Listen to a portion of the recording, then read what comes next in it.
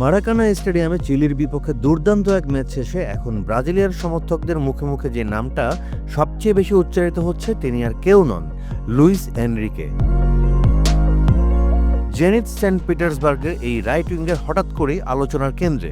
ম্যাচের দ্বিতীয়ার্ধে বদলি নামার পর তার আক্রমণাত্মক খেলা পুরো ম্যাচের ধারা বদলে দিয়েছে। আজকের ভিডিওতে আমরা জানবো লুইস এনরিকে সম্পর্কে। তবে তার আগে চিলি ম্যাচে কেমন ছিল লুইস এনরিকে সেটা একটু জানার চেষ্টা করে নিই।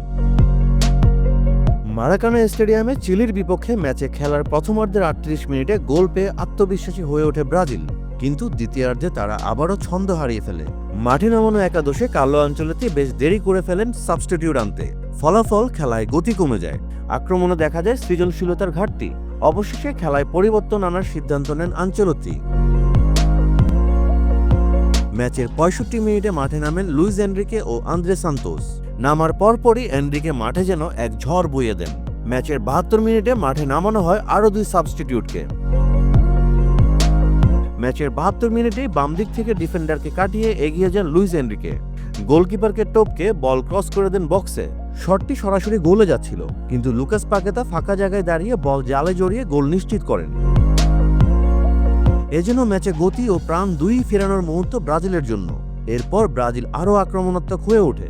ম্যাচের অতিরিক্ত সময়ের প্রথম মিনিটেই ব্রাজিলের আক্রমণ ভাগ আবারও জ্বলে ওঠে। চিলির ডিফেন্স ব্রাজিলের তৈরি করা আক্রমণ ক্লিয়ার করার চেষ্টা ব্যর্থ হয়।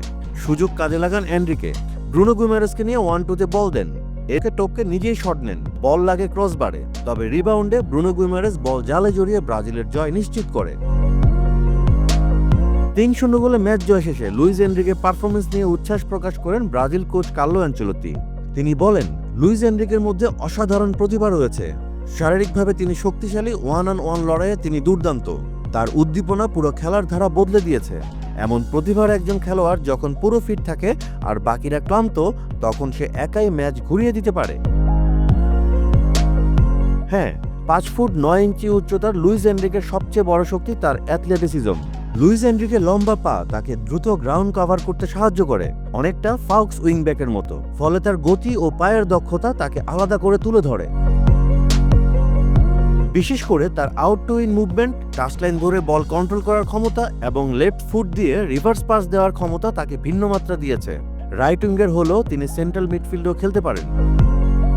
তিনি দুর্দান্ত টাচলাইন রিটেনশনে, মানে চাপের মধ্যে বল ধরে রেখে দলকে বেঁধে রাখার ক্ষমতা রাখেন। এছাড়া ডান দিক থেকে ভেতরে কাট ইন করে বাম পায়ে রিভার্স পাস দেওয়াতেও তিনি দক্ষ। তবে তার দুর্বলতাও রয়েছে। তিনি বাম পায়ে খেলতে বেশি স্বাচ্ছন্দ্য বোধ করেন, অর্থাৎ ডান পা ব্যবহারে খুব একটা বেশি স্বাচ্ছন্দ্য বোধ করেন না, আর তাই লেফট উইংয়ে তার কার্যকারিতা কম। বিশেষজ্ঞদের মতে তার সবচেয়ে বড় ঘাটতি হলো এক্সপ্লোসিভনেস বা তাৎক্ষণিক গতিবৃদ্ধি। তবু ট্যাকটিক্যাল দৃষ্টিকোণ থেকে তিনি কোচদের হাতে এক বহুমুখী অস্ত্র।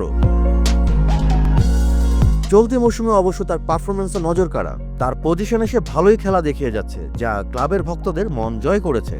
এখন পর্যন্ত জেনিত সেন্ট পিটার্সবার্গের হয়ে খেলা ম্যাচগুলোতে তার চান্স ক্রিয়েশনে দুর্বলতা দেখা গেছে। 36% চান্স ক্রিয়েট করলেও চিলির বিপক্ষে পারফরমেন্স কিন্তু সেই দুর্বলতাও ঢেকে দিয়েছে। লিগে অপোনেন্ট বক্সে তার টাচ সংখ্যা 81%, শট অ্যাটেম্পটস 89%, যার মাঝে গোল 74% সময়ে এসেছে। এরিয়াল ডুয়েলও তার পারফরমেন্স 78%। একই সঙ্গে ডিফেন্সিভ কন্ট্রিবিউশনে তার অবদান 75%। অর্থাৎ ধীরে ধীরে একজন পরিণত খেলোয়াড় হয়ে উঠছেন লুইস এনরিকে। ট্রান্সফার মার্কেটেও তার যাত্রা বেশ চমকপ্রদ। ফ্লুমিনেন্স থেকে শুরু হয় তার যাত্রা। ২২ বছর বয়সে লা লিগায় রিয়াল বেতিসের হয়ে আলো কাড়েন তিনি। এরপর বোটাফোগো হয়ে বর্তমানে রাশিয়ার জেনিত সেন্ট পিটার্সবার্গে হয়ে খেলছেন। জাতীয় দলে তার যাত্রা শুরু হয় ২০২৪ সালের সেপ্টেম্বরে ইকুয়েডরের বিপক্ষে বিশ্বকাপ বাছাই পর্বের ম্যাচ দিয়েই। প্রথম ৬ ম্যাচে করেন ২টি গোল ও ১টি অ্যাসিস্ট। তবে ২০২৫ সালে ব্রাজিলের ৪টি ম্যাচে সুযোগ পাননি লুইস এনরিকে। মনে হচ্ছিল জাতীয় দলের বাইরে হয়তো তাকে আরো দীর্ঘ সময় কাটাতে হবে, কিন্তু চিলির বিপক্ষে দুর্দান্ত এক পারফরমেন্স বদলে দিয়েছে সবকিছু। আনচেলত্তির নজর আবারও কেড়ে নিয়েছেন লুইস এনরিকে।